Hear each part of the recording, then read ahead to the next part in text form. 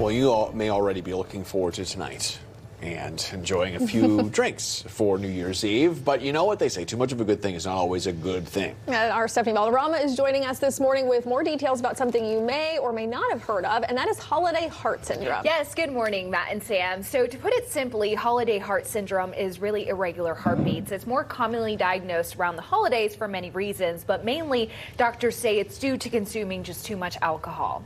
Dr. Mark Freher with the Palm Beach Health Network tells CBS 12 News stress, lack of sleep, eating too much sugar or fatty foods can also contribute to these irregular heartbeats. Now, he explains holiday heart syndrome is more common among young, healthy people who don't have heart disease, so it's really critical to not overindulge and really try your best to keep your stress levels low.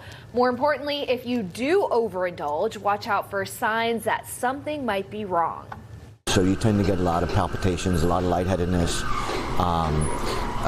sweats, some chest pain, although not as much, and generally sometimes just fatigue and not feeling well.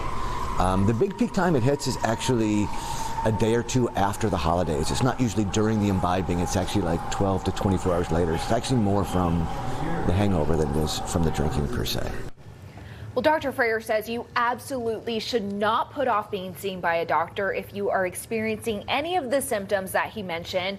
And while it could just be the hangover and it'll sort of correct itself after the hangover passes, he has seen some cases where something more is going on and it could reveal other underlying heart conditions. So if you do plan to go out tonight, make sure you eat and drink in moderation. Right. And then the next day, make sure you keep an eye out for some of those conditions because they can be really serious. Yeah, and always good advice too to just sort of go back into your routine, exercise, get outside if you had a little bit too much. Good advice there, Steph. Thank you so much. Time right now is 6:40.